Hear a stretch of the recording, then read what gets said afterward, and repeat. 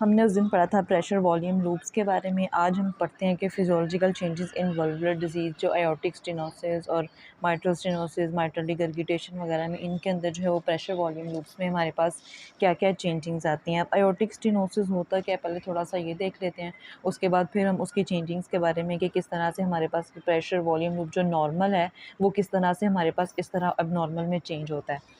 Aortic stenosis हमारे पास क्या होगी कि हमारे पास जो एओर्टिक वॉल्व है ना उसकी नैरोइंग हो जाएगी, ठीक है, स्टेनोसिस हो जाएगी। वहाँ पे किस वजह से फाइब्रोसिस हो जाती है, ये कैल्सिफिकेशन वगैरह से हो जाती है।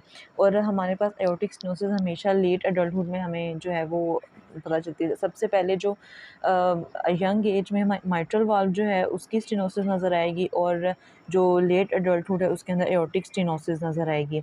Bicuspid aortic valve increases risk and hastens disease onset. Normal aortic valve has 3 cusps होते हैं, लेकिन fewer cusp result in increased wear and tear की वजह से जो है वो वहाँ पे narrowing हो जाती है। May also arise as consequence of chronic rheumatic valve disease, इसकी वजह से भी हो सकता है। पहले से mitral stenosis अगर हुई हो तो भी हो सकता है, या फिर fusion of the aortic valve commissures distinguish rheumatic disease from wear and tear. अब दो चीज़ें उसने बताई हैं कि हम रूमेटिक डिजीज़ को किस तरह से वियर और टीयर से जो है वो डिफरेंशिएट कर सकते हैं। Fusion of the aortic valve, अगर एओर्टिक वॉल्व जो है वो फ्यूज हुए हुए हों, उनके कमिशर्स जो हैं, लेकिन यहाँ पे हमारे पास एओर्टिक वॉल्व जो है वो बिल्कुल सही बना हुआ है, लेकिन उसकी स्टेनोसिस हो गई है डिफरेंट रीजंस की, वियर और टीयर की वजह से। Cardiac compensation leads to prolonged asymptomatic stage during which a systolic ejection click followed by crescendo decrescendo murmur is heard। ये मरमर के बारे में बताया हुआ है, और ये बताया हुआ है कि हमारे पास जब कार्डिक जो है वो हार्ट जो है वो कंपनसेट कर रहा होता है, बेशक हमारे पास स्टेनोसिस भी हुई है उसकी वजह से, तो इसलिए पहले कितनी देर तो ये एसिम्प्टोमेटिक रहता है, ठीक है, यहाँ तक कि फिर हमें एक सिस्टोलिक इजेक्शन क्लिक जो है वो सुनाई देती है, और हमारे पास जो मरमर होती है वो ये होती है। जब हम मरमर्स करेंगे तब हम ये साथ ही कंप्लीट कर लेंगे। कॉम्प्लिकेशंस क्या हो सकती हैं कि कंसेंट्रिक लेफ्ट वेंट्रिकुलर हाइपरट्रॉफी होगी, ऑफ कोर्स होगी, क्योंकि हमारे पास जो हार्ट होता है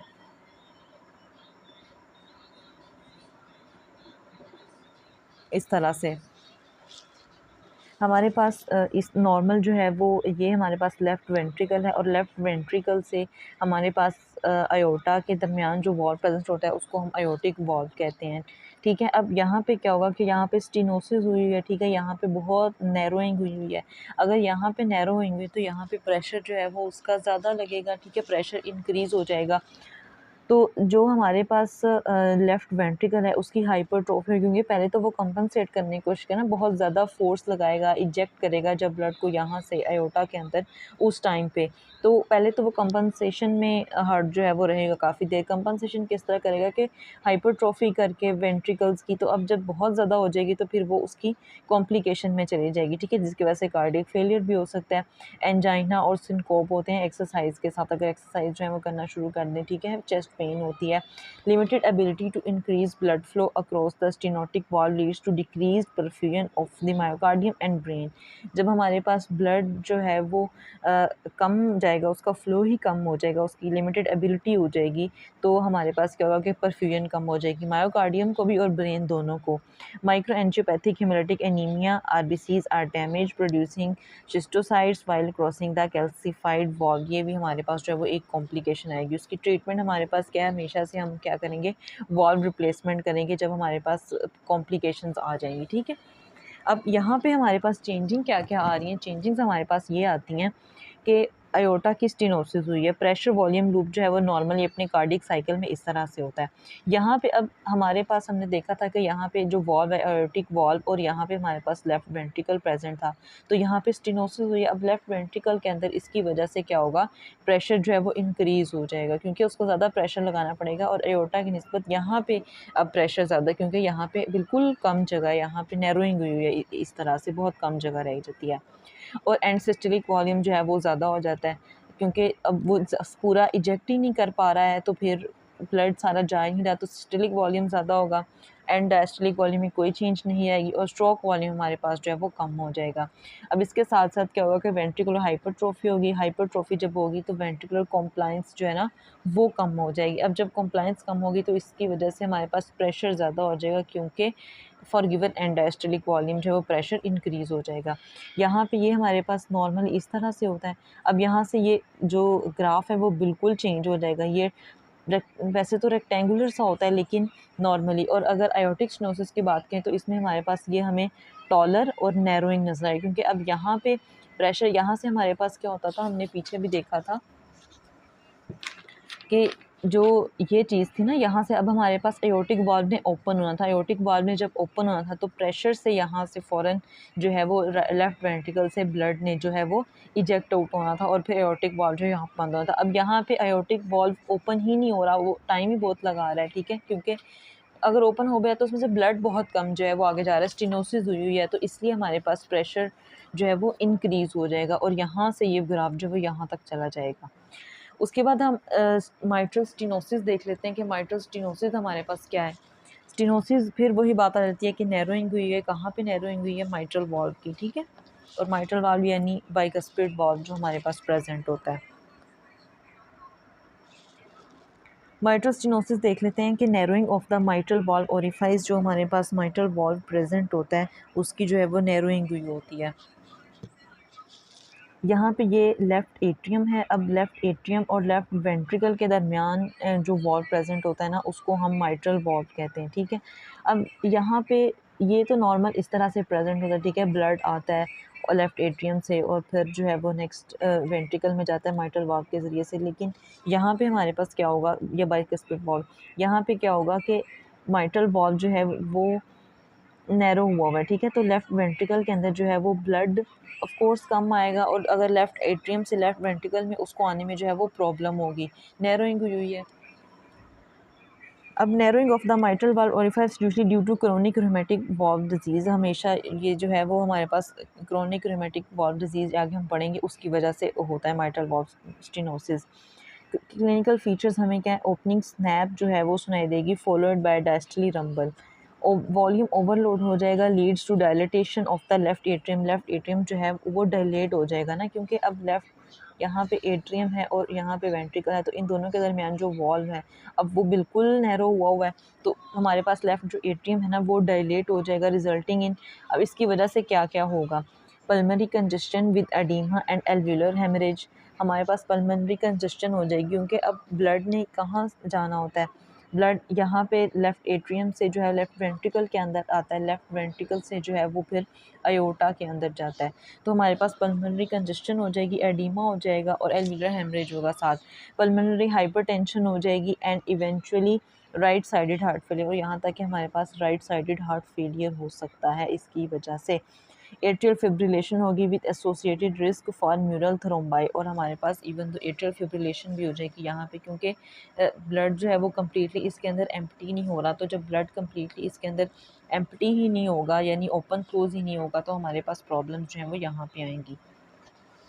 अब इसका पल्मोनरी जो सॉरी प्रेशर वॉल्यूम लूप है वो देख लेते हैं कि वो किस तरह से, यहाँ पे हमारे पास लेफ़्ट एट्रियम के अंदर जो है वो प्रेशर ज़्यादा हुआ, लेफ़्ट एट्रियम के अंदर प्रेशर ज़्यादा हुआ है तो एंडास्टलिक वॉल्यूम जो है वो कम हुआ है, क्यों, क्योंकि इम्पेयर्ड वेंट्रिकुलर फिलिंग, वेंट्रिकल्स जो है वो सही तरीके से फिल ही नहीं हो रहे, फिल क्यों नहीं हो रहे, क्योंकि ब्लड जो है वो एट्रिया से वेंट्रिकल के अंदर सही से जा ही नहीं रहा, एंड सिस्टलिक वॉल्यूम भी कम हो जाएगा और स्ट्रोक वॉल्यूम भी इसमें कम होगा। किस तरह से, अब यहाँ पे हमने जैसे नॉर्मली पढ़ा था,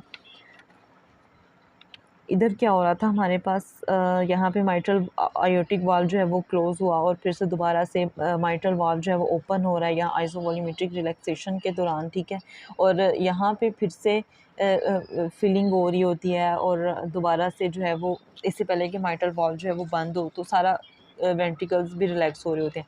अब यहाँ पे क्या होता है कि माइट्रल वाल्व ओपन तो होता है लेकिन अब जब वो उसने ओपन में से ब्लड ही बहुत कम जो है वो नीचे जा रहा है वॉल्व के ज़रिए से एट्रिया से वेंट्रिकल के अंदर, और फिर यहाँ पे उसको माइट्रल वॉल्व जब क्लोज़ हो रहा है तो तब भी उसको क्लोजिंग में भी प्रॉब्लम आएगी, ब्लड ही सही से नहीं जा रहा उसके अंदर, तो यहाँ पे ये जो हमारे पास ये ना ये नैरो हो जाएगा, नैरो तो होगा लेकिन साथ फ्लैट यानी वाइड हो जाएगा, नैरो और वाइड, तंग हुआ, ये हमारे पास नैरो और टॉलर हो गया था क्योंकि प्रेशर हमारे पास यहाँ पे वेंट्रिकल्स में ज़्यादा था, आयोटा की यहाँ पे बात हो रही थी। अब यहाँ पे क्या होगा, यहाँ पे हमारे पास स्टार्टिंग से इधर से यहाँ पे जैसे माइट्रल वाल्व ने बंद होना था हमारे पास, तो माइट्रल वाल्व की क्लोजिंग उससे पहले उसकी ओपनिंग जब हुई है तो ओपनिंग ही सही से नहीं हुई, जो वेंट्रिकल के अंदर ब्लड है वो ही पूरा नहीं आया, फिलिंग ही ठीक नहीं हुई।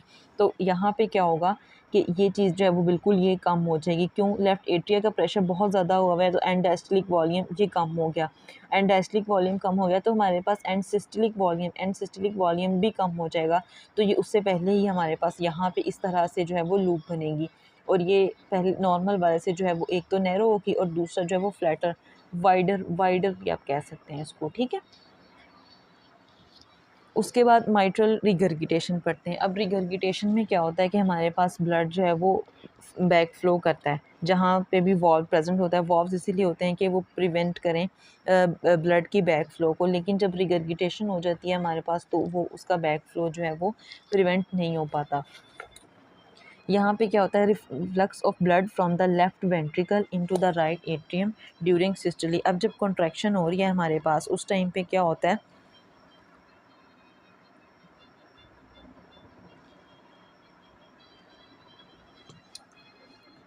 ब्लड जो है वो वापस आ जाता है लेफ्ट वेंट्रिकल के अंदर into the from the left ventricle into the left atrium during systole. Contraction के दौरान यहाँ पे ये हमारे पास क्या है कि नॉर्मल माइट्रल वाल्व जो है वो प्रेजेंट है, लेफ्ट एट्रियम है, यहाँ से ब्लड इसके अंदर जाएगा और यहाँ से फिर आगे मूव करेगा। अब ब्लड जो है वो फिर से लीक कर रहा है, blood leaking back into left atrium के अंदर जो है वो दोबारा से आ रहा है, यहाँ से इसकी तरफ जा रहा है क्योंकि यहाँ पे रिगर्गिटेशन हुई है, और रिगर्गिटेशन में हमारे पास माइट्रल वाल्व प्रोलैप्स भी इसकी एक रीज़न होती है। Usually arises as a complication of mitral valve prolapse हुआ तो उसकी कॉम्प्लिकेशन के तौर पर माइट्रल रिगर्गिटेशन होती है। Other causes left ventricle dilatation वगैरह, अगर लेफ्ट वेंट्रिकल डायलेट हुआ हो, क्यों हुआ हो, लेफ्ट साइडेड कार्डिक फेलियर की वजह से, एंडोकार्डाइटिस में, इन्फेक्टिव एंडोकार्डाइटिस में, रिमेटिक हार्ट डिजीज़ में, और पेपिलरी मसल्स अगर रप्चर हुए में किसी भी मायोकार्डियल इन्फेक्शन के बाद, तो उस टाइम पे हमारे पास जो है माइट्रल रिगर्गिटेशन होती है। इसमें हमारे पास क्लिनिकल फीचर्स क्या आते हैं, होलोसिस्टोलिक ब्लोइंग मरमर प्रोड्यूस होती है, louder with squatting, increase systemic resistance, decrease left ventricle emptying. जब हमारे पास सिस्टेमिक रेजिस्टेंस ज़्यादा हो जाएगी तो लेफ्ट वेंट्रिकल के अंदर जो ब्लड है वो कम आएगा, वो एम्पटिंग उसकी जो है वो कम कर देंगे। एंड एक्सपायरेशन में क्या होता है, increase return to left atrium. Expire जब हम कहते हैं तो ज़्यादा जो है हमारे पास लेफ्ट एट्रियम की तरफ ब्लड जाता है, रिजल्ट इन वॉल्यूम ओवरलोड हो जाता है एट्रियाज के अंदर और लेफ्ट साइडेड हार्ट फेलियर होता है, ठीक है। अब यहाँ पे इसका हमारे पास क्या होगा, नो ट्रू आइसोवॉल्यूमेट्रिक फेज़, यहाँ पे कोई फेज़ हमारे पास आइसोवॉल्यूमेट्रिक फेज़ सही से होती ही नहीं है। क्यों नहीं होती? क्योंकि एंड सिस्टोलिक वॉल्यूम कम होता है। क्यों कम होता है? क्योंकि रेजिस्टेंस कम हुई है और रिगर्गिटेशन ज़्यादा हुई है, तो ब्लड जो है वो पीछे को जा रहा है, लेफ्ट एट्रियम के अंदर जा रहा है, कॉन्ट्रैक्शन के दौरान भी, सिस्टोली के दौरान भी, क्योंकि उस टाइम तो वेंट्रिकल्स ने कॉन्ट्रैक्ट करना है और कॉन्ट्रैक्ट करके ब्लड को इजेक्ट करना है, लेकिन वो नहीं हो रहा। एंड डायस्टोलिक वॉल्यूम ज़्यादा हुआ। क्यों ज़्यादा हुआ? क्योंकि लेफ्ट एट्रिया के अंदर वॉल्यूम भी ज़्यादा है और प्रेशर भी ज़्यादा है। क्यों ज़्यादा है? क्योंकि वेंट्रिकल रिगर्गिटेशन की वजह से इंक्रीज वेंट्रिकुलर फिलिंग, वेंट्रिकुलर जो बहुत ज़्यादा फिल हुआ है, और जिसकी वजह से हमारे पास इसमें स्ट्रोक वॉल्यूम भी ज़्यादा होता है। और यहाँ पे हमारे पास एक चीज़ है, हमारे पास टॉल वी वेव हमें यहाँ पे मिलती है, जैसे हमने ये यहाँ से स्टार्ट हुई और ये ऊपर तक हमें जाती है, मिलती है, ठीक है। यहाँ पे इस तरह से प्रेशर और ये टाइम के अकॉर्डिंग तो हमारे पास टॉल वी वेव मिलती है, और इसके अलावा ये हमें राउंडर और फ्लैटर मिलता है, ठीक है। जो प्रेशर वॉल्यूम लूप है उससे बिल्कुल चेंज मिलता है, क्योंकि इसके अंदर कोई ऑसोवॉल्यूमेट्रिक फेज़ आती ही नहीं है। क्या आनी है? क्योंकि एंड सिस्टोलिक वॉल्यूम हमारे पास कम हुआ है। कम क्यों कहाँ हुआ है? क्योंकि रेजिस्टेंस कम हुई। रेजिस्टेंस क्यों कम हुई? क्योंकि रिगर्गिटेशन ज़्यादा हो रही है, ब्लड जो है वो फ्लो बैक हो रहा है, वापस आ रहा है। उसके बाद एओर्टिक रिगर्गिटेशन बिल्कुल उसी तरीके से कि एओर्टिक वॉल्व जो है, वॉल्व उसकी रिगर्गिटेशन हो रही है वहाँ पे, तो ब्लड जो है वो फिर से वापस आ रहा है। कहाँ से वापस आ रहा है? अब एओर्टा से वो वेंट्रिकल, लेफ्ट वेंट्रिकल के अंदर आ रहा है, जब हमारे पास रिलैक्सेशन फेज़ आती है डायस्टोली के अंदर। Arises due to aortic root dilatation, aortic root जो है वो डायलेट हुआ हो सकता है। क्यों? उसकी जो है वो डिफरेंट रीज़न, सिफिलिटिक एनोरिज्म हुआ हुआ है, या एओर्टिक डायसेक्शन की वजह से, या फिर वॉल्व ही डैमेज हुआ हुआ है। इन्फेक्शस एंडोकार्डाइटिस की वजह से मोस्ट कॉमन काज जो है वो आइसोलेटेड रूट डायलेटेशन नहीं होती है, जिसकी वजह से एओर्टिक रिगर्गिटेशन होता है। क्लिनिकल फीचर्स जो हैं वो कौन कौन से हैं? अर्ली ब्लोइंग, डायस्टोलिक मरमर, ये सारे मरमर्स जब हम पढ़ेंगे तो मैं फिर से आपको एक दफ़ा ये करवाऊंगी कि इसके अंदर कौन सा मरमर और किस वजह से है। हाइपरडायनेमिक सर्कुलेशन होती है। क्यों होती है? क्योंकि पल्स प्रेशर बहुत ज़्यादा हुआ है। पल्स प्रेशर क्या होता है? हमारे पास सिस्टोलिक और डायस्टोलिक प्रेशर के दरमियान जो डिफरेंस होता है ना, उसको पल्स प्रेशर कहते हैं। सिस्टोलिक जो है वो प्रेशर जब हमारा हार्ट कॉन्ट्रैक्ट हो रहा होता है, और डायस्टोलिक जब रिलैक्स हो रहा होता है। डायस्टोलिक प्रेशर डिक्रीजेज, कम हो जाता है ड्यू टू रिगर्गिटेशन। रिगर्गिटेशन इसलिए हो रही है क्योंकि ब्लड पीछे को आ रहा है, लेफ्ट वेंट्रिकल के अंदर आ रहा है डायस्टोलिक के दौरान, जब हमारे पास रिलैक्सेशन फेज आ रही है। वाइल सिस्टोलिक प्रेशर इंक्रीजेज, और सिस्टोलिक प्रेशर हमारे पास बढ़ गया हुआ है क्योंकि स्ट्रोक वॉल्यूम हमारे पास यहाँ पे बढ़ गया हुआ है। प्रेजेंट्स विद बाउंडिंग पल्स, कौन सी पल्स हमें इसमें? वाटर हैमर पल्स सुनाई देती है, pulsating nail bed, Quincke pulse and head bobbing, और ये सारे इसके फीचर्स हैं। इसको आपको एज इट इज़ ही करना है। तो इसमें क्या होता है? लेफ्ट वेंट्रिकल जो है वो डायलेट हो जाता है। लेफ्ट वेंट्रिकल ने डायलेट ही होना है। क्यों होना है? क्योंकि हमारे पास यहाँ पे ये अयोर्टा की तरफ जा रहा है ब्लड, और ये हमारे पास लेफ्ट वेंट्रिकल है। तो यहाँ पे जब ब्लड यहाँ इसके एओर्टिक रिगर्गिटेशन में एओर्टिक वाल्व जो है वो डायलेट हुआ है ऑलरेडी इस तरह से, और भी डिफरेंट रीजन है, तो ब्लड जो है वो पीछे को आ रहा है। हालांकि ब्लड हमेशा वेंट्रिकल से जो है वो अयोटा की तरफ मूव करता है, बैक नहीं आता। ठीक है, अगर बैक आ रहा है तो इसका मतलब रिगर्गिटेशन हुई है। लेफ्ट वेंट्रिकल जो है वो डायलेट हो जाएगा, और असेंट्रिक हाइपरट्रोफी होगी। क्यों? क्योंकि वॉल्यूम बहुत ज़्यादा है ना, ओवरलोड हो गया। ट्रीटमेंट वॉल्व रिप्लेसमेंट है, और लेफ्ट वेंट्रिकुलर डिसफंक्शन जो है वो डेवलप हो जाता है इसकी वजह से, एओर्टिक रिगर्गिटेशन। अब एओर्टिक रिगर्गिटेशन में हमारे पास क्या था? हमारे पास इसमें भी कोई आइसोवॉल्यूमेट्रिक फेज़ जो है वो एग्जैक्ट नहीं होती। इसमें हमारे पास क्या होता है कि एंड डायस्टोलिक वॉल्यूम ज़्यादा होता है, स्ट्रोक वॉल्यूम भी ज़्यादा, प्रेशर पल्स प्रेशर जो है वो भी इंक्रीज़ हुआ होता है। और यहाँ पे हमारे पास क्या है? हमें राउंडर तो मिलती है, लेकिन साथ में हमें टॉलर मिलती है, क्योंकि इस टाइम हमारे पास एंड डायस्टोलिक वॉल्यूम ज़्यादा है, स्ट्रोक वॉल्यूम भी ज़्यादा हुआ है, और पल्स प्रेशर भी। अगर हम इसको नॉर्मल वाले से कंपेयर करें, यहाँ पे हमारे पास स्ट्रोक वॉल्यूम ज़्यादा था, यहाँ पे स्ट्रोक वॉल्यूम जो है वो ज़्यादा था, और सिस्टोलिक वॉल्यूम कम था। और हमारे पास यहाँ पे सिस्टोलिक वॉल्यूम कम हो गया, और स्ट्रोक वॉल्यूम अगेन ज़्यादा ही रहा। अब जब ये उससे भी ज़्यादा ऊपर को चली गई है, तो यहाँ पे स्ट्रोक वॉल्यूम इसका ज़्यादा इंक्रीज़ हो गया, राउंडर और टॉलर, और आइसोवॉल्यूमेट्रिक फेज़ ही कोई नहीं है। तो ये अपनी इस साइड से मूव करके बिल्कुल ही इस साइड पे आ गई है, क्योंकि हमारे पास ब्लड जो है वो डायस्टोली के दौरान, यानी रिलैक्सेशन के दौरान जो है वो वापस आ रहा है लेफ़्ट वेंट्रिकल के अंदर। और एंड डायस्टोलिक वॉल्यूम जो है वो हमारे पास यहाँ पे कम, यहाँ पे होता है एंड डायस्टोलिक वॉल्यूम, तो ये भी हमारे पास जो है वो ज़्यादा हो रहा है, तो इसलिए ये बहुत ज़्यादा इस साइड पे मूव किया हुआ है। ठीक है।